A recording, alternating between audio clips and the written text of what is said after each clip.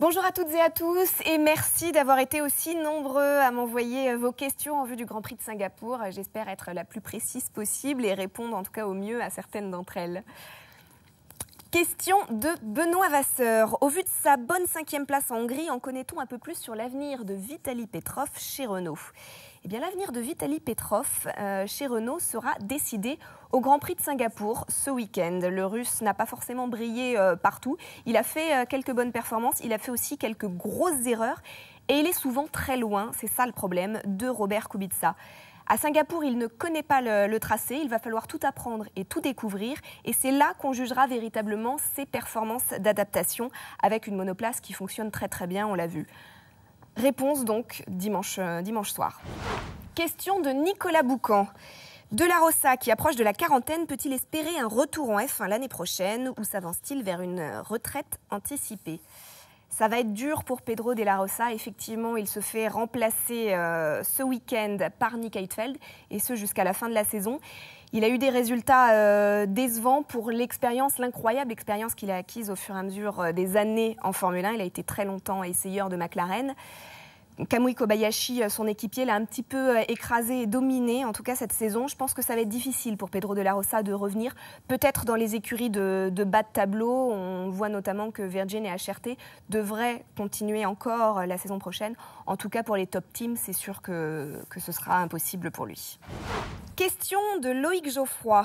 J'aimerais avoir votre avis, Marion, sur Sébastien Vettel. A-t-il un mental trop fragile pour lui permettre de s'imposer véritablement comme le grand champion de la Formule 1 ? Excellente question, Loïc. Je pense que Sébastien Vettel a tout d'un grand. Il a ce petit grain de folie et ce petit plus qu'a Michael Schumacher, absolument.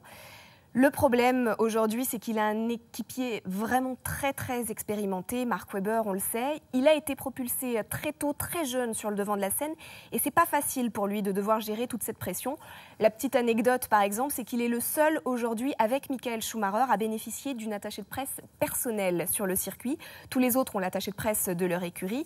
C'est dire les demandes, le nombre de sollicitations de Sébastien Vettel, c'est très difficile pour lui à gérer. Ça peut effectivement monter à la tête, mais le temps que ça se mette en ordre, le temps d'acquérir un peu plus de maturité, et je pense qu'il peut effectivement faire une carrière exceptionnelle. Autre question de Loïc Geoffroy. J'aimerais également avoir votre avis sur Michael Schumacher. Vise-t-il toujours le titre pour l'année prochaine, comme il l'a déclaré à plusieurs reprises ?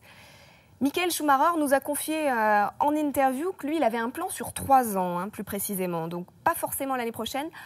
À mon avis, non, il ne sera pas champion du monde en 2011. Ça me paraît compliqué. Mercedes renaît des cendres de Brown Grand Prix, qui avait eu des soucis en fin de saison dernière, malgré le titre décroché. Mercedes a besoin de se développer autour de Michael Schumacher, a besoin de construire une voiture pour lui. Il a signé très tard au sein de l'écurie et donc la voiture n'est pas adaptée à son type de pilotage qui est vraiment très très particulier. Et puis il faut se souvenir aussi que quand il a débarqué chez Ferrari, il n'a pas été champion du monde immédiatement. Ça lui a pris plus de 4 saisons. Il est arrivé en 96 et son premier titre avec Ferrari était en 2000. Donc il a encore le temps et il a toujours le potentiel, absolument.